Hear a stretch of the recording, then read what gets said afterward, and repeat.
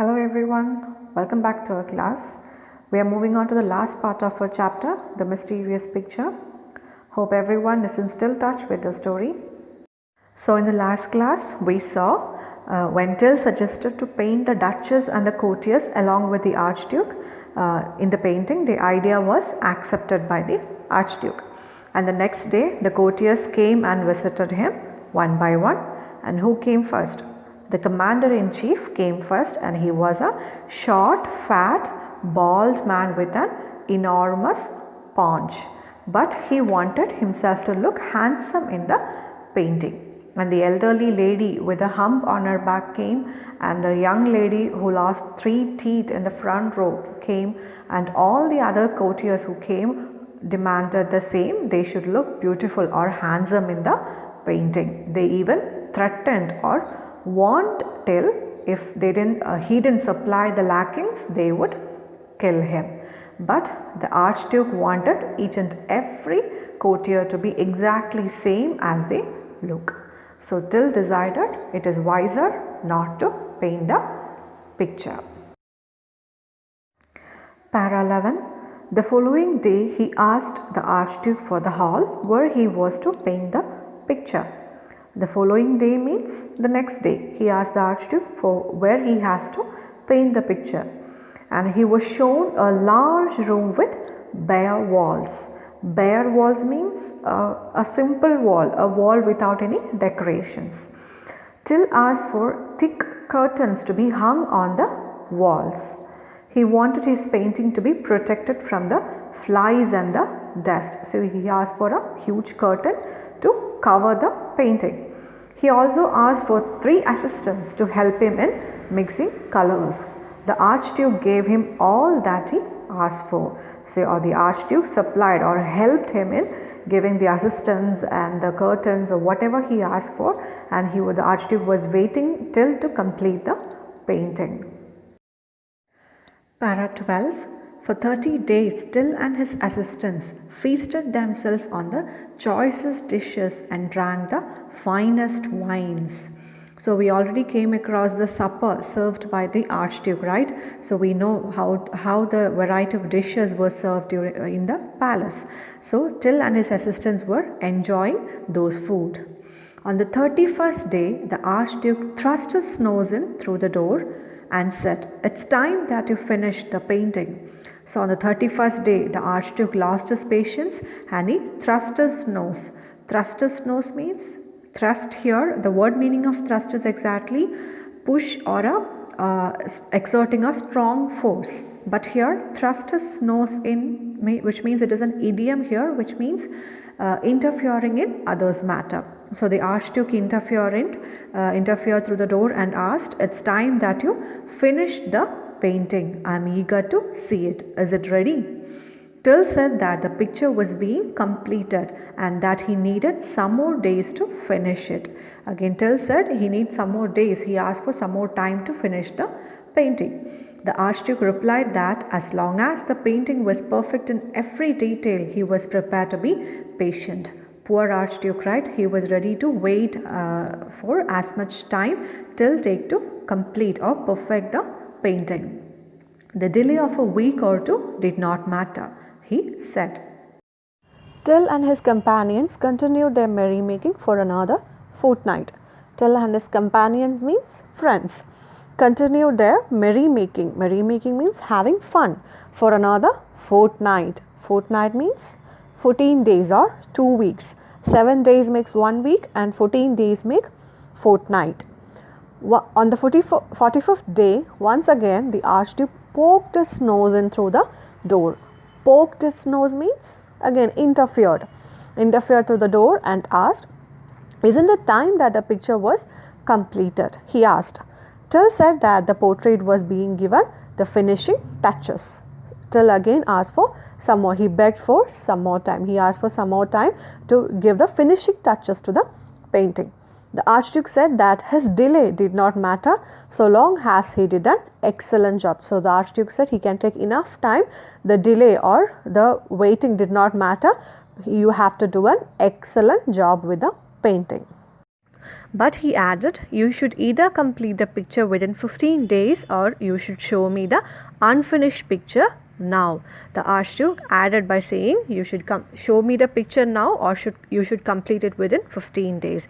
His voice have changed to a command mode. See, you should show me the unfinished picture now. So Till promised to complete the picture within 15 days, saying that only a few minor details remain to be filled in. So Till promised that he will complete the picture within 15 days and remaining the finishing touches would be completed within that period.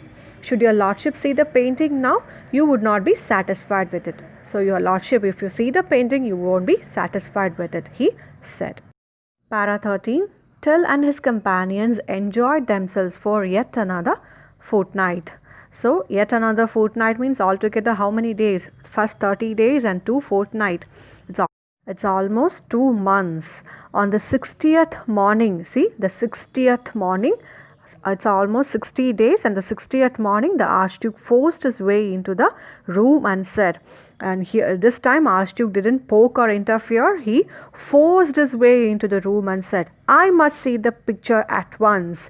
The Archduke rushed to the room and said, I must see the picture at once. He commanded to Till, what is a picture? Draw those curtains apart. So Archduke was in a hurry, or Archduke was in anger. He said, draw those curtains apart. The picture is ready, my lord, announced Till. Then why don't you draw the curtains? What's the matter? The Archduke asked. Then why Till is still hesitating, draw the curtains apart? I want you to grant me one last favor. So Till asked for one last favor. Favor means help. Said Till, please order all the courtiers to assemble in this room. So he asked the Archduke to give commands to the courtiers to assemble in this room. When they are here, I want to say a few words to them and then I will draw the curtains. So Till said, I just want to speak a few words before I show the picture to everyone. Para 14. The Archduke ordered all the courtiers to assemble in the hall. Till addressed them all. My lord, ladies and gentlemen, the picture is ready. So Till said, the picture is ready. You will now be able, as I draw the curtains, to see how well I have done my work. So you are going to see the beauty of the painting, the beauty of my work. You can all admire my work, but I must warn you that there is something very special about this picture. So Till gave a warning, there is something very special about this picture. And what is the speciality? Only those among you who have noble blood in your veins will be able to see this painting. The warning is that only those among you who have noble blood in your veins. Noble blood means it's royal blood, somebody who is royal by birth, somebody who is very elite class, high class by birth. Royal blood in your veins will be able to see the painting. That is a warning given by Till.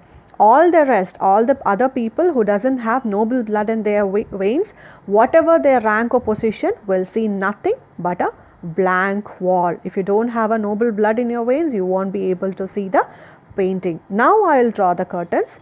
Till flung the curtain aside. Para 15.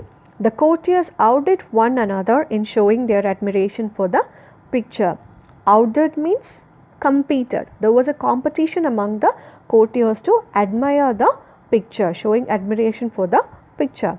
They praised Till for his splendid painting. They admired or they congratulated Till for his beautiful painting. Do you want to see the painting did by Till? Here is a painting. Wow, what a beautiful painting, right? Can you see a painting on the wall? They remarked how natural each one of them looked in the picture and eagerly pointed out their friends and acquaintances. They not only identified their picture but also pointed to their friends and acquaintances. Acquaintances means they're familiar persons, they're known persons. They not only admired their picture but also their friends and known persons' pictures also. All of a sudden, the Duke's jester leaped into the air and shouted. Duke's jester. Jester means?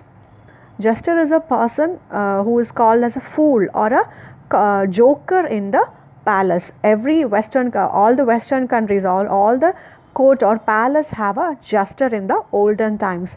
The purpose of jester or the joker is to entertain the king and the courtiers in the palace. It is not just entertainment, but he in a way or the other give advice or insight to the king and the courtiers in a comic manner. He just speaks the truth, but nobody complains or raise a voice against the jester. He is just a comic person but speaks truth in the comic manner. So here Duke's jester leaped into the air and shouted. Leaped means jumped into the air, jumped in the front and shouted. What did he say? All of you know that I am a fool and I have no blue blood in my veins. So during the olden times, the jester or a court jester or a joker is from the normal common person, normal level of person, not a royal person. So all of you know that I am a fool.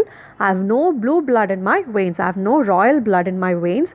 I can see no picture but only a blank wall. So the jester spoke the truth. I can see only a blank wall and not a picture on the wall.